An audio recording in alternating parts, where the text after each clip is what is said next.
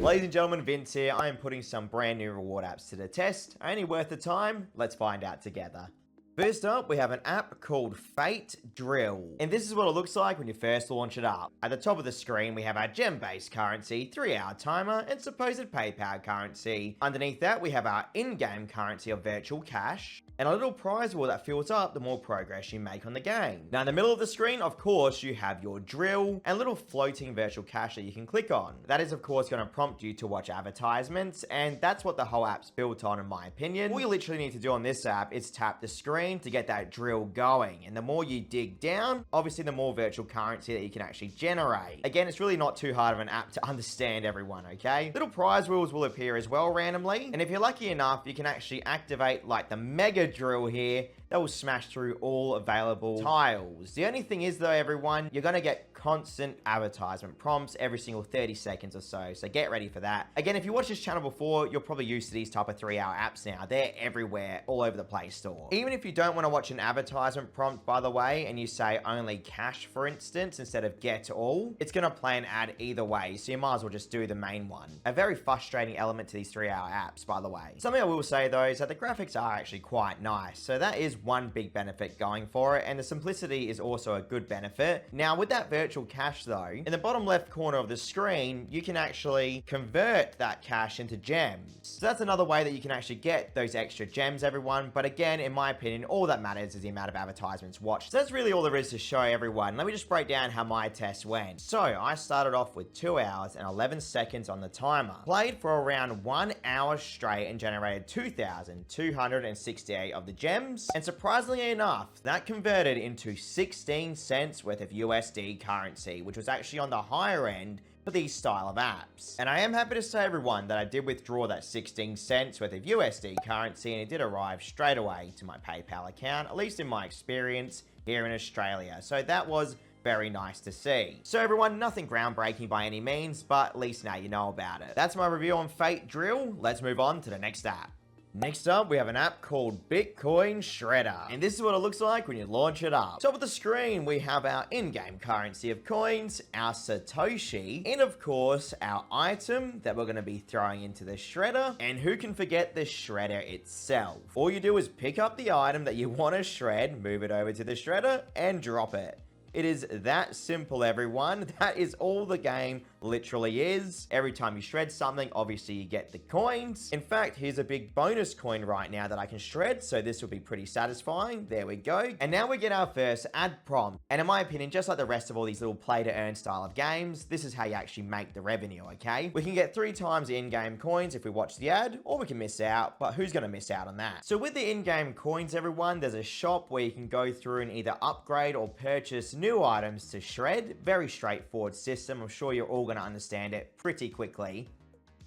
In my opinion though, you want to focus on trying to upgrade the gold generation as well as the power generation if you are going to do this. And at least in my version in Australia, there are 85 different items that you can actually go through and shred. But again, all that matters, in my opinion, are the advertisements. This is all just in between filler work, essentially. Now, you will get multiple advertisements popping up pretty much every time you shred an item or two, so be prepared for that. But that's a good thing in a way. That means you know that the Satoshis are going to be racking up in the background, in most cases anyway, at least in my opinion. I will quickly say, even the leveling up gives you prompts to watch ads. In my opinion, you should do it, because then you may get some Satoshi in the background. Again, that's really all there is to show. Let me just break down how my test went. I, of course, started off my test with 0 Satoshi in the balance, and at level 1, I played for an hour straight and generated 121 Satoshi, which was actually pretty decent for an application like this, everyone. To be fair, the bar isn't really set too high with these type of play to earn apps, okay? I withdrew that 121 Satoshi to my Zebedee wallet, and I'm very happy to say that yes, at least in my experience, I received that Satoshi straight away to my Zebedee wallet. And if you're wondering what the breakdown was, 121 Satoshi breaks down into 8 cents worth of USD at the current time of that withdrawal. Again, a little bit better than the majority of the 3-hour PayPal apps, so keep that in mind. They do have one of these little slot elements as well, everyone, for the in-game items. But that's my review on Bitcoin Shredder. Definitely not the worst Satoshi earning app we've seen. Let's move on to the next app. I did quickly want to say, if you enjoy what I do here on YouTube every single week, please don't forget to like, comment, and subscribe. Thank you all so much for your amazing support. Next up, we have Crush Brick Mania. And this is what it looks like when you launch it up. Top of the screen, we have our timer, as well as USD currency with our gold. Underneath that, we have our little cannon with the floating cash around it. We then have our daily task area, as well as various mini games. And then there's the first prompt. So yes, everyone, get ready for the intrusive advertisement system. You guys know how this all goes, okay? Now, if you tap that start button, it's actually going to bring you to the game itself, rather than all these like little mini games and ad prompts. You can see here, we obviously have our bricks that we have to hit a certain amount of times to destroy. Bottom of the screen, of course, you have your little ball that you need to aim.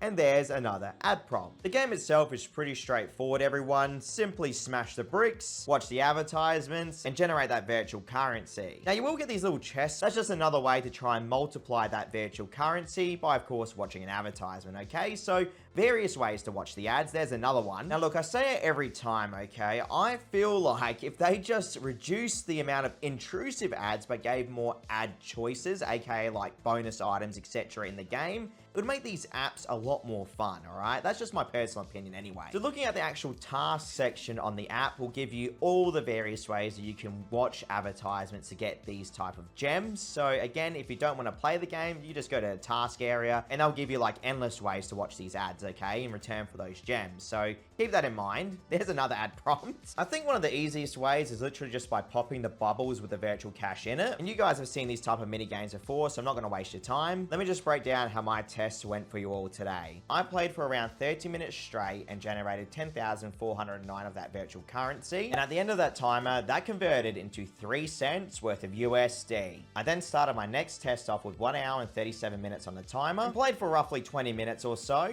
and generated another 4,000 almost of the in-game currency. That gave me another 4 cents worth of USD once that timer ran out, for a total of 7 cents worth of USD currency. So when I withdrew that 7 cents worth of USD, I am happy to say that yes, everyone, it did arrive to my PayPal account straight away, at least here in Australia, and in my experience. So definitely on the lower end of things in my opinion, but at least now you know about it and you can make your own choice on it, okay? Either way, let's move on to the next application. Next up, we have an app called FateDrill Cash. And this is what it looks like when you first launch it up. Top of the screen, you have your virtual currency of cash, your timer, as well as your supposed PayPal currency. And actually launching up the game itself, this is what that portion looks like. As you can see, we have a goal here that we have to try and pick the target on to shoot. So I'm going to land on this cash here because that's what the goal is telling me to do. So let's do that now. Done.